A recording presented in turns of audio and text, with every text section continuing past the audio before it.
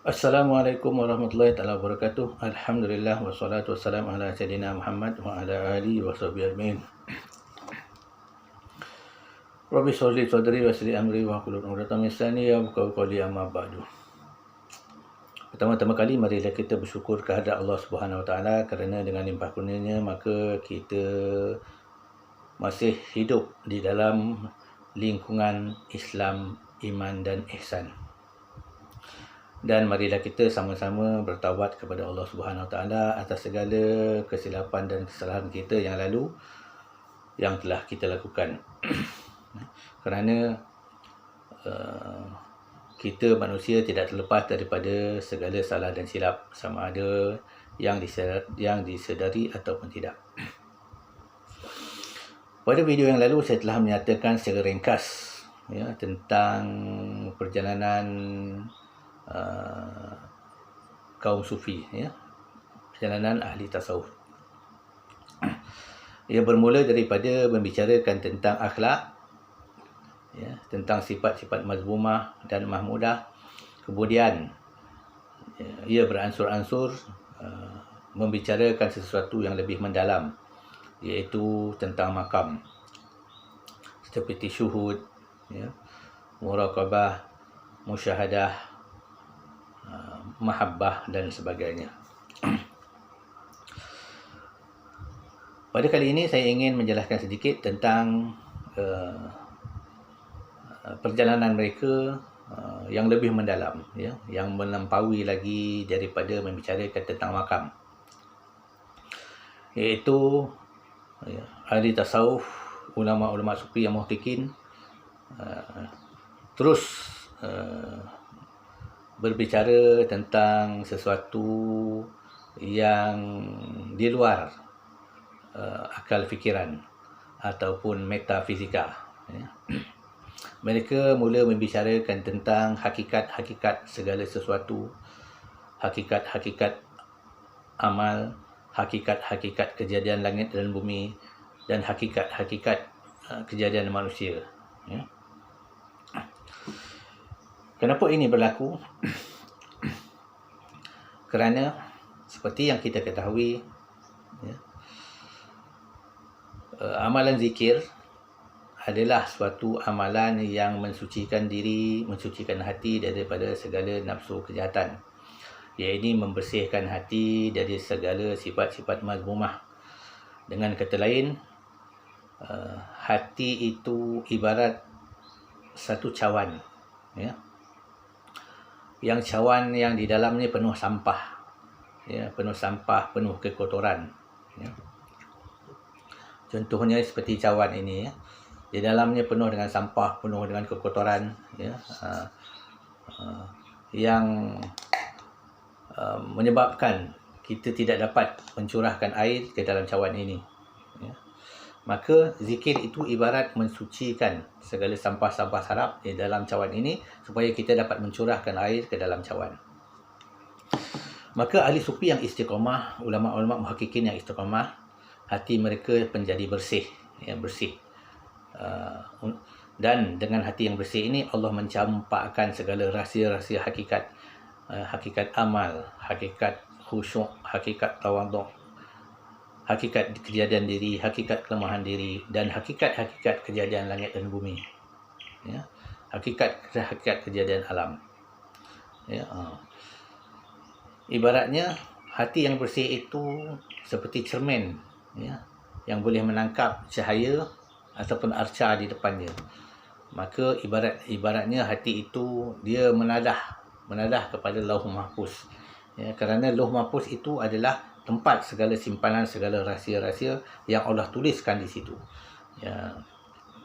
Maka hati yang bersih ini akan dapat menerima pancaran rahsia-rahsia daripada Lauh Mahfuz.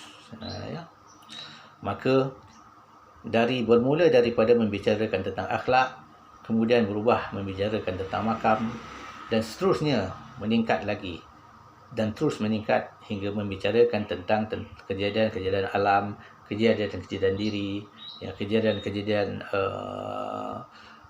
segala asyak, segala yang mawjud, yang mungkin daripada alam.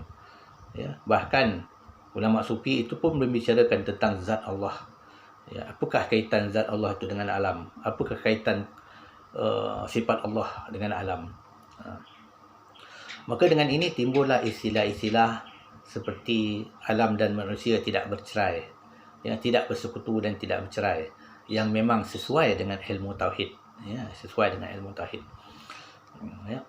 Bahkan mereka membicarakan tentang kejadian-kejadian diri manusia, tentang apa yang dinamakan a'yan sabitah, iaitu a'yan, segala yang sabit dalam ilmu Allah sebelum dijadikan di alam yang baru ini. Ya. Dan mereka juga membicarakan apa yang dikatakan sebagai Nur Muhammad, iaitu asal segala punca roh dan kejadian alam. Ya. Dengan arti kata yang lain, ya, perjalanan kerohanian tasawuf atau ahli sufi ini bermula daripada akhlak, ya, membicarakan akhlak, kemudian berubah membicarakan tentang kedudukan diri kita dengan Allah Subhanahu Wa Taala, ya, tingkat-tingkat makam kita, hal ehwal makam. Kemudian berubah lagi, ya, lebih mendalam membicarakan hakikat diri, hakikat alam, hakikat kejadian, bahkan hakikat zat Allah Taala, sifat, asma dan af'alnya. Maka tidak heranlah, ya, jika ternampak perbezaan yang besar di antara sufi akhlaki, iaitu sufi yang membawa warisan daripada zaman salaf, ya, berubah kepada membicarakan tentang segala hakikat sesuatu, bahkan lebih mendekati akan falsafah, ya, falsafah. Jikalau ilmu kalam itu kita sebut sebagai falsafah kerana ia membicarakan tentang menggunakan kalam, menggunakan mulut, membicarakan sifat-sifat Allah, maka ahli sufi pun berkalam, ya, membicarakan tentang metafizika, ya, alam di sebalik alam yang nyata, alam di sebalik diri, ya, dan hakikat Allah Subhanahu Wa Taala itu sendiri yang laisa kamitslihi syai'un. Jadi apakah ini satu kebatilan? Ya, kerana ada yang berpendapat bahawa jalan sufi sekarang ini tidak menepati yang dikehendaki oleh Islam, ya, ataupun tasawuf Islami. Jawapannya tidak. Ia tidak satu kebatilan, kerana apa yang diperoleh oleh para sufi itu, ya, adalah curahan daripada Allah, ya, ilmu yang dilimpahkan daripada Allah ke dalam hati mereka yang bersih, ya. Bahkan apa yang mereka bicarakan itu memang terdapat isyarat-isyarat di dalam Quran, di dalam hadis, ya. Cuma pada zaman sebelumnya tidaklah dinyatakan dengan jelas, ya, tidaklah dihuraikan dengan jelas oleh sufi-sufi sebelum itu. Tetapi apabila perjalanan kerohanian sufi itu lebih mendalam, mereka mula membicarakan hakikat-hakikat segala sesuatu, ataupun alam metafizika, ataupun alam di sebalik alam yang nyata, ya. Maka di sini kita harus faham, ya, jangan kita mencela ataupun kita menafikan ilmu-ilmu, ya, hakikat yang diperoleh oleh para sufi, ya.